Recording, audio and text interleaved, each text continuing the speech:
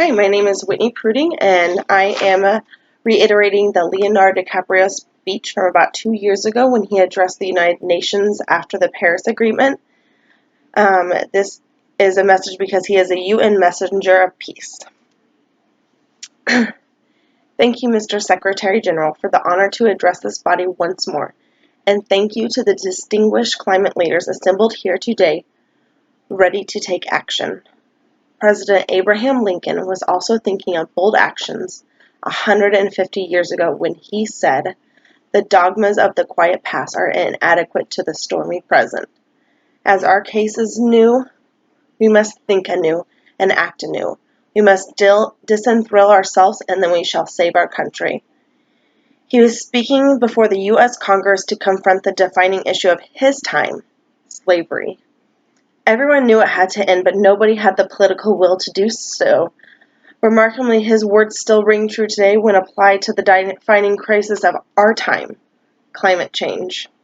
As a UN messenger of peace, I have been traveling all over the world for the last 2 years, documenting how this crisis is changing the natural balance of our planet. I have seen cities like Beijing choked by industrial pollution, ancient boreal forests in Canada that have been clear-cut, rainforests in Indonesia that have been incinerated.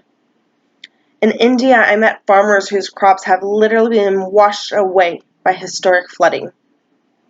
In America, I have witnessed unprecedented droughts in California and sea level rise flooding in the streets of Miami.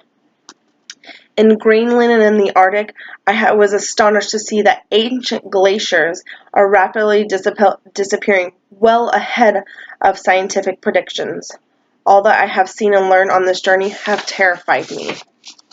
There's no doubt that the world scientific community this is a direct result of human activity, but the effects of climate change will become astronomically worse in the future. I do not need to throw statistics at you. You know them better than I do. And more importantly, you will know what happens if this scourge is left unchecked.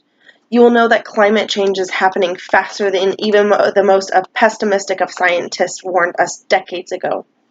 It has become a runaway freight train, bringing with it an impending disaster for all living things. Now think about the same thing that each of us will carry when our children and grandchildren look back and realize that we had the means of stopping this devastation, but simply lacked the political will to do so. We have achieved the Paris Agreement. More countries have come together today than for any other cause in the history of humankind, and that is a reason for hope. But unfortunately, the evidence shows us that this will not be enough. Our planet cannot be saved unless we have fossil fuels in the ground where they belong. An upheaval and a massive change is required right now. One that leads to a new collective consciousness, a new collective evolution of the human race, inspired and enabled by a sense of urgency from all of you. We all know that reversing the course of climate change will not be easy, but the tools are in our hand if we apply them before it is too late. Renewable energy, clean fuels, putting a price on carbon pollution are beginning to turn the tide.